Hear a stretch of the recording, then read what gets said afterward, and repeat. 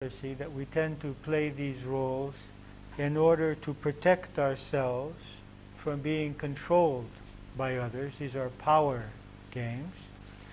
And also to get from other people what we need, feel that we need to have from them. That could be their attention, it could be their love, it could be their obeying us, they're doing what we want them to do, that we can control them.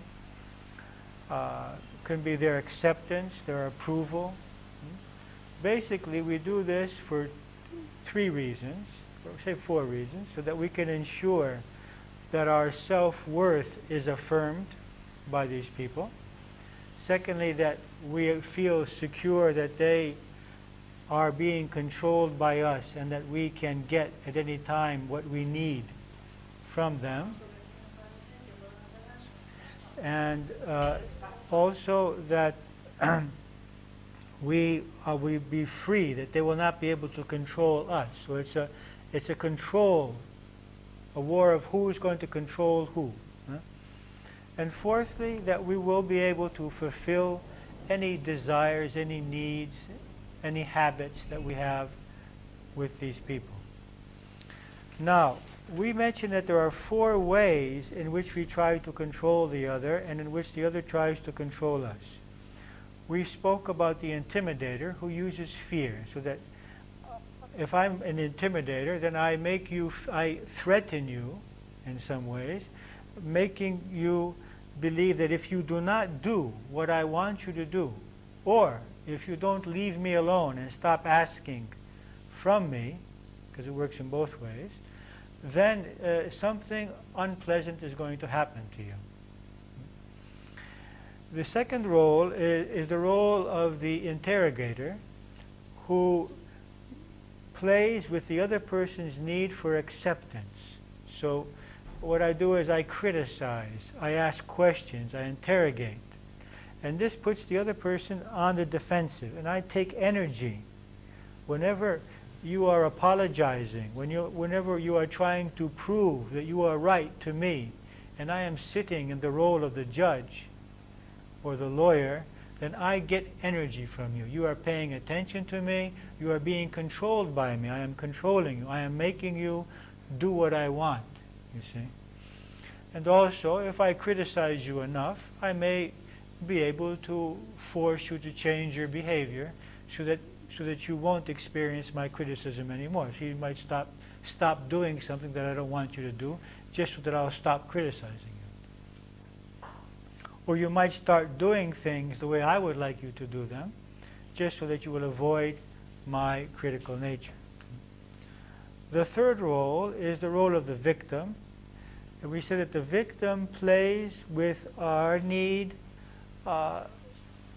to feel that it plays with our guilt, that is, it makes us feel guilty that we are responsible for the victim's unhappiness, for the fact that the victim is not satisfied. Okay? So this happens especially when we tend to be in the role of the savior, of the parent, of the teacher. These 3 roles, in these 3 roles, we take responsibility for the other people's reality. And I'm not talking about a parent to a child, I'm talking about any person to any person. I can get in the role of the parent or the savior or the teacher with a person 30 years older than me. It has nothing to do with actually being a parent or a child.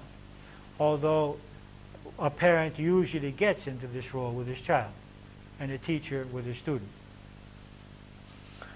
And so when we feel responsible for how the other person is feeling, or progressing in his life, or whether they're satisfied or happy, or healthy, or successful, as we do with our children, then we become unhappy when we don't have that result in the other person. So the other person can control us by making us feel unsuccessful or guilty, by not being well. And so they play with our sense of guilt or our sense of responsibility for their reality. And the fourth category, as we mentioned last week, is the aloof person who protects himself by not communicating, not expressing feelings, not expressing needs. And what they usually does has a long face, mutra, as we say in Greek. That is, he has this long face, and as long as he has this long face, this sad face or unexpressive face, then I feel that maybe I have done something. Maybe I am to fault, or maybe this person is angry at me or not pleased with me. So he doesn't say anything. And this is the way, this is bordering on the victim, and so it could either be the victim that he is hurt and he's not talking to us, or he's angry, and so then he's like the intimidator. He's angry and he's punishing us by not talking to us. And the threat here is that I'm not going to talk to you unless you are the way I want you to be. But regardless of that, some people are just aloof in order to protect themselves emotionally.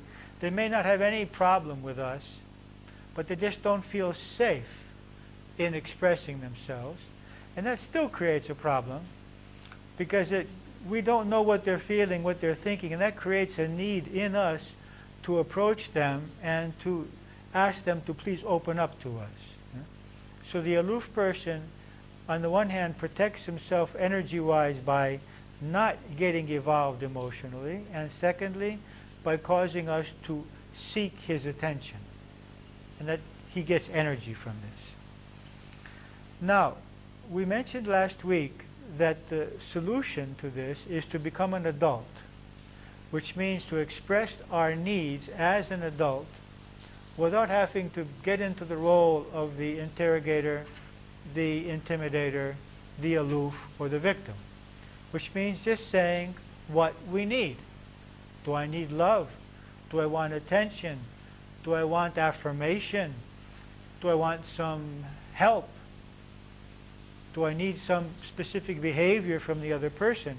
That is, rather than playing these games, rather than intimidating or accusing or criticizing or complaining or crying, or rather than not expressing myself at all, waiting for the other person perhaps to guess what I want and what I need because I don't express it, I simply express what I need.